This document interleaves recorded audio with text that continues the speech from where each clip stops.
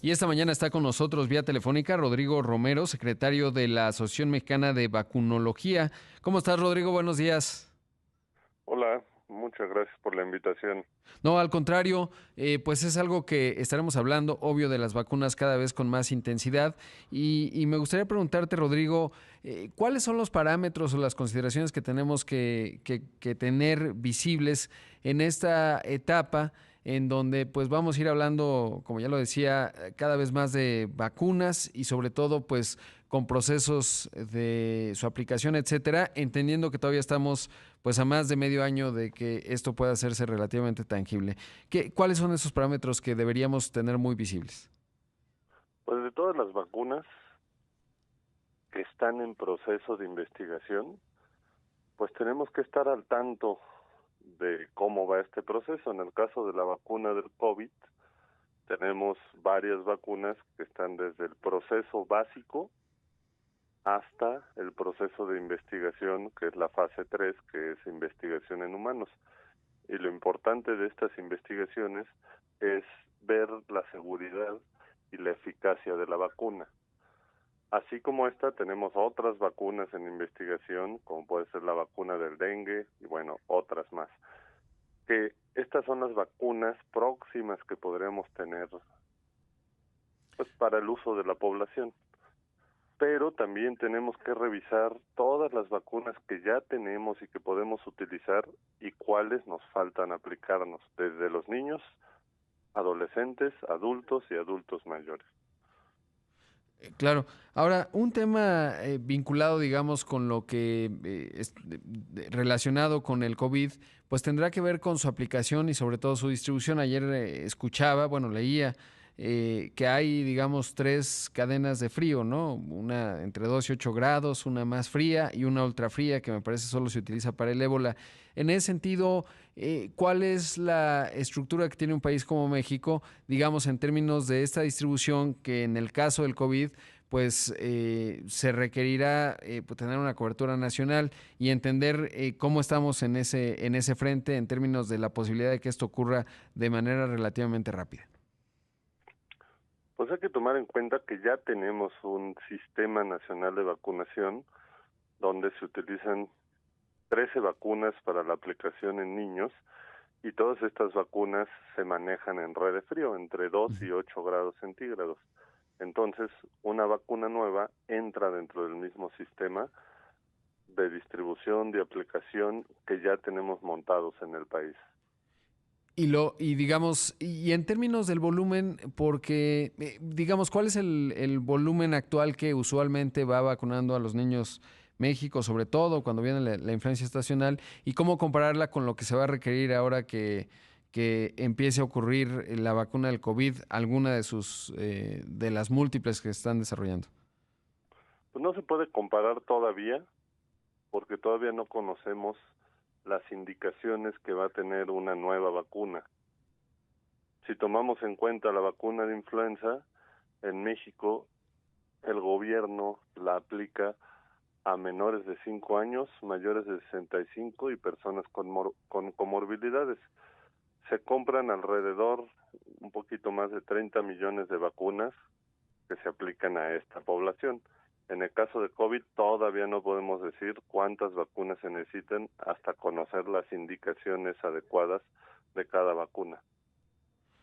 Qué interesante. Ahora, digamos lo que se pudiera ver visible, entendiendo que todavía nos falta mucha información, ¿cuál tendría que ser la estrategia? Es decir, vacunar primero al personal de salud, luego a donde existen más brotes, que intuitivamente es lo que uno pensaría. ¿Cuál podrías visualizar como una estrategia en términos de lograr contener el virus, uno, y dos, pues lograr el máximo impacto con las vacunas?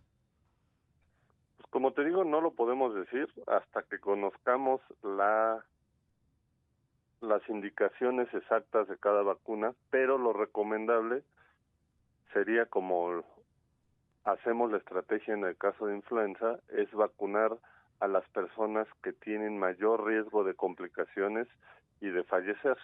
Claro. sea, población que sería vulnerable, ¿no? la Exacto. estrategia inicial, así es. Por supuesto. Ahora, ¿cuáles son los parámetros de las indicaciones? Es decir, entiendo que no las conocemos, pero ¿cuáles pueden ser si consideramos otros coronavirus No tenemos ninguna vacuna contra contra coronavirus coronavirus?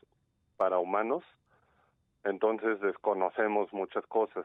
Ah, Las indicaciones depende de la investigación, porque un ejemplo, por decir, la vacuna del dengue que salió hace algunos años, no se puede aplicar a menores de 9 años, porque salió en la investigación.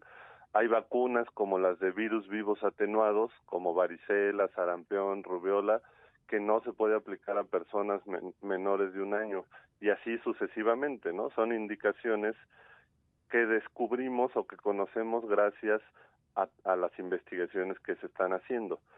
Por eso tenemos que esperar un poco a poder decir hay que vacunar a estas personas o a claro. estas, hasta conocer más datos sobre las vacunas en desarrollo para saber el alcance que tienen.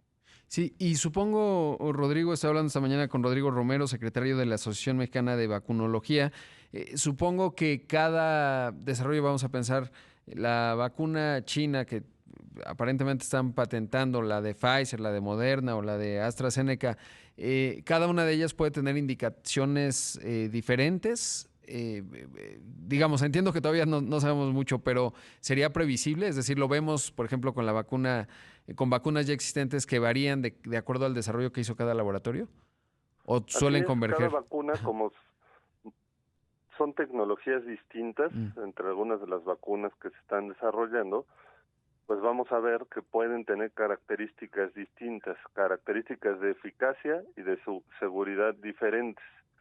Y eso va a hacer que se tengan que utilizar de manera distinta dependiendo de estas características. La mejor de las situaciones en las que podemos estar es que tenemos muchas vacunas en desarrollo y esperamos tener varias disponibles. Claro. Eso nos daría más herramientas para la prevención. Ahora, hablabas de la eficacia. ¿Cómo entender la eficacia en una vacuna? Es decir, ¿hay un porcentaje que a las personas no les hace efecto? ¿O cómo se entiende, digamos, en lo que sí sabemos de las otras vacunas que ya tenemos?